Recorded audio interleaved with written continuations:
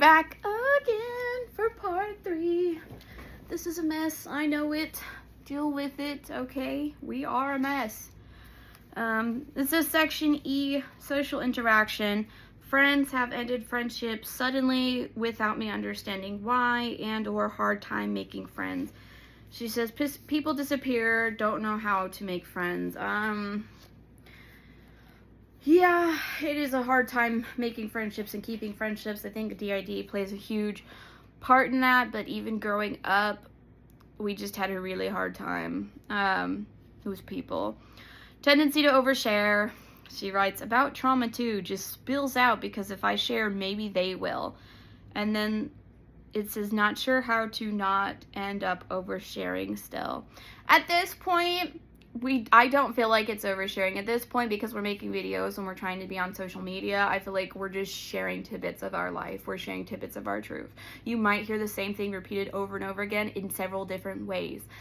That is how a system is, and that is how our system is at the very least. Like, we will all view things differently. We have access to general day-to-day memories, and we will look at them differently and talk about them differently. So it's a little bit of a mess, but yeah. Spills intimate details to strangers. She says to try and be friends, sometimes mostly with work friends, they open up to us. Says raise hand too much in class or didn't participate in class. We never did that. Never. Hated it. When forced, it was and we still do that. Obviously, you can sit there and see that we'll still sit there and go because we're trying to pull our thoughts together and we feel this pressure from, like, you know, an audience that we need to hurry up. You're not being fast enough. You're not thinking fast enough. You're not processing fast enough because we're autistic and it takes us a little bit of time to process. So we do feel that pressure. We do hate it. We never participated in class. We wanted to, especially when we knew the answers, obviously, but no, we never did. Never. Little impulse when speaking when younger. She says still struggle with this. Why lie or filter? And yes, we do still struggle with that because, I don't know, it's just hard to, you have to put so much extra energy into trying to do that. Monopolizes conversation at times. She says not on purpose, but yes. And then she writes, Maddie often accuses us of this, and Mom says, you're just excited. Yeah. Okay, I don't know who wrote that, but, like, the handwriting was, like, so ass this whole time, and then all of a sudden it's, like, halfway legible for, like, 2 fucking seconds. Who are you? Come back. Bring subject back to self to try and relate, but yes, absolutely. When people are talking about, like, when they're sharing things that they're going through, the way that we try to relate is we try to bring up a situation where, like, we felt something similar or it relates in our mind in some way, shape, or form, and we're not trying to sit there and be like, let us have the conversation. What you went through is awful, but what we went through is worse. No, we're just trying to be like, hey, I get it. You know, I don't fully get it, but, like, this is something that I got kind of close to, so I can kind of feel you and I feel for you. Like, it's not, I don't know, people are, neurotypical people are weird. Comes across at times as narcissistic and controlling. Maddie would agree. Bossy on games for sure. We are bossy on games. Because we are a little OCD and there are ways to do things. There are ways to do things and there are ways not to do things. And if you don't do it the right way, it's going to bother us a little bit. So, like, just listen to what we're saying. Yeah, I'm not going to, yeah, that's fine. Okay, shares in order to reach out. Absolutely, because if I do, then maybe they will. She often sounds eager and overzealous or apathetic and disinterested. She says, yes, typically one or the other. Depends on if we like you or if the topic is an interest. Yeah, absolutely. It will also just kind of depend on the alter and who's in the body. All of us have a different kind of energy about us. There are some alters that are completely nonverbal, so they would be seemingly disinterested and apathetic because they would not be talking to you. They would not interact with you. Holds a lot, and mind you, Eve usually just sounds excited. I think that was her go-to before. She would just try to be like happy and excited if she could. She has so much anxiety though. Holds a lot of thoughts, ideas, and feelings inside. She says, all my life. And then later on it says something, my alters insist on helping me through life. Feels as if she's attempting to communicate correctly in a way, she writes, in a way that won't be misunderstood and upset. We'll repeat a conversation over and over, swapping words, knowing we will just ramble anyways. Obsesses about the potentiality a relationship with someone, in particular a love interest or feasible new friendship. She says too much, it becomes an obsession. Used to, we daydream constantly. Yeah, we had to work our way out of like daydreaming about real people, because that started to feel dangerous after a while, because they were real people and it's kind of weird to daydream about people that are real, so we started daydreaming about people that weren't real. Confused by the rules of accurate eye contact, tone of voice, proximity of body stance, and posture in conversation. She writes, I don't know of body stance, and posture in I don't know proximity, stance, or posture, but tone I learned to mask, and contact. I don't know what that says. Yeah. Eye contact is uncomfortable. We make eye contact, then we jump around the room, then we make eye contact again, because neurotypical people feel like if you don't make eye contact, you're not listening to them, which is stupid because your ears can still very much hear without your eyes having to be looking. But whatever. Tone of voice is something that we did try to learn, because it has to do with like English language. That one's kind of important. But the proximity to body stance, and posture, oh yeah, we're bad at that. Don't know none of that. I know we're supposed to study like all of that, but we never cared to, like, because we just know we don't have the energy to analyze people to that level. We already have a level of discernment, and like we pick up on people's energy, so we don't feel the need to sit there and go to that level with trying to mask. We never got to that level with trying to mask, of like, I need to learn how to read body language, because we were never good at it, and we still are not good at it.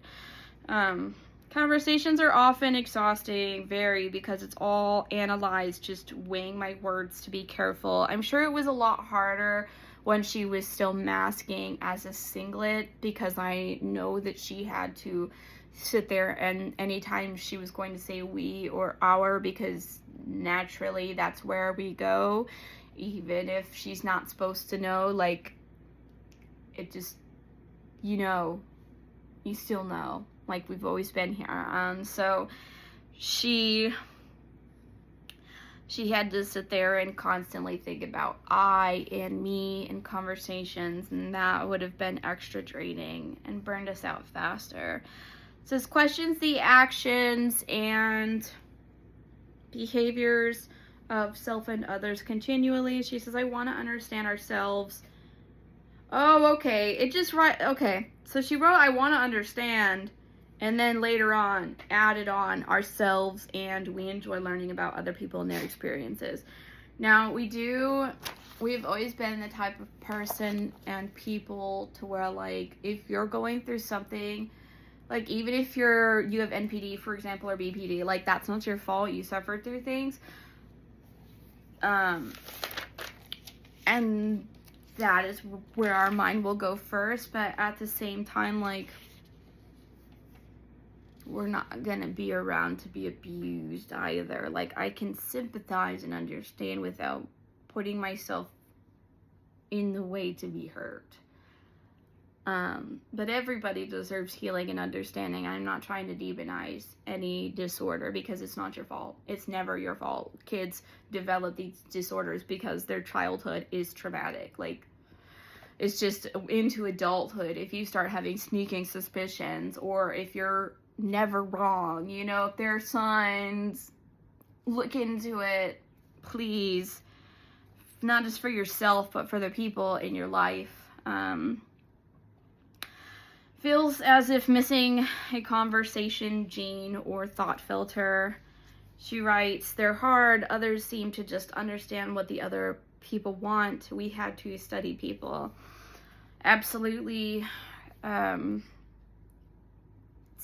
School and childhood was studying people. It was studying conversations and the way that they go. So far, the most easiest thing that we've learned is that when people ask you questions, they don't really care about the answer. Like if they're like, how are you? They don't really care. They just want you to ask the question back to them so they can talk about themselves, which is totally fine. But like questions, you just ask them back. I don't know what else to do there. Like whenever we're in a conversation with a neurotypical person, we just mirror because we don't know what else to do. It just mirror. Trained self in social interactions through reading and studying of other people very much. So learned the rules to mask, visualizes and practices how she will act around others. She says, I've always practiced faces before. Definitely visualize a lot how it's supposed to go, what to say, and how to say it. Practices, rehearses in mind what she will say to another before entering the room. Just in my mind over and over and over for hours. Difficulty filtering out background noise when talking to others. Yes, it's as if anything other than music. We wear noise-canceling headphones anytime we go out now. Has a continuous dialogue in mind that tells her what to say and how to act when in social situations. Says yes, but also impulsive ADHD. And then it's got a little line and it just says alters. She says my study notes yes when in body. I don't even know what to do with that one. I'm just going to leave that one alone. You're as confused as I am, okay? I don't even know. Sense of humor sometimes seems quirky, odd, inappropriate, or different from others. She writes quirky, heart, different, and funny. We hear. As a child, it was hard to know when it was your turn to talk. She says, yes. So once I could, I went on and on.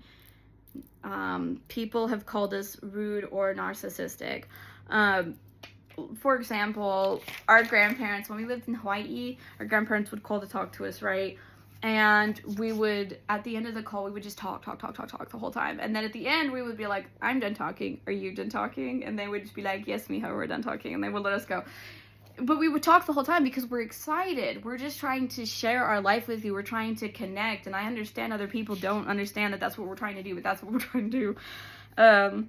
Finds norms of conversation confusing. Says learn the rules but still suck at it. What are we supposed to do? The pattern of repeating questions doesn't always work. It says finds unwritten and unspoken rules difficult to grasp, remember, and apply. She says I need to be told, but if I don't understand it, that makes it harder. Some unspoken rules are stupid and make no sense. Also, it's a real if it's a real rule, it should just be written down. Sometimes we rub people the wrong way and have no idea how. Okay. We're on section F. Finds refuge when alone. Okay, sorry. Let me breathe. Our test. There's someone getting triggered in the background because our chest is hurting. Oh, man. Okay. Feels extreme relief when she doesn't have to go anywhere, talk to anyone, answer calls, or leave the house. But at the same time, will also harbor guilt for hibernating and not doing what everyone else is doing. She says, less guilty now. What? It looks like she says the relit is always great, but yeah, still guilty. The relief is always great, but yeah, she still feels guilty. Yeah, we like it when people have to cancel plans and stuff. We don't like answering fucking phone calls. They're the worst. Our visitor at the home may be perceived as a threat, even familiar family. She says it still takes energy and prep and masking, so yes, they still don't understand us or can say something they think is fine but hurts us. Knowing logically a house visitor is not a threat, but that doesn't relieve the anxiety. She says anxiety city, it's our safe space. Our safe space. That's why it causes us anxiety, because it's someone in our safe space. And even if we know that they're technically not a threat and the fact that they will hurt us, they're still in our safe space that we built, that we had to wait our entire life until adulthood to build. So yeah, it feels like a threat. I feel like that's just like makes sense. But feelings of dread about upcoming events and appointments on the calendar. Yes, but I have to. Usually Jess handles this stuff for me. Yeah, Jessica used to go to the parties for us. Jess and Jen would do the parties. Because Eve feels uncomfortable. She might come out after a while when she would start to feel comfortable, but Jess would handle most of that. Both of them are dormant now, so I think it might be up to us at this point.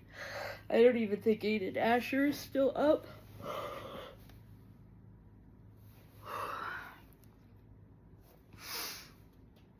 Oh man. Or dissociated just a bit. Knowing she has to leave the house causes anxiety. What is happening?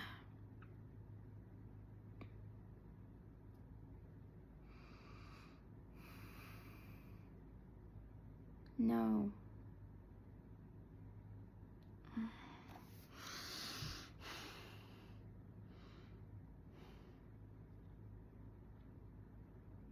gonna have to stop and play some music.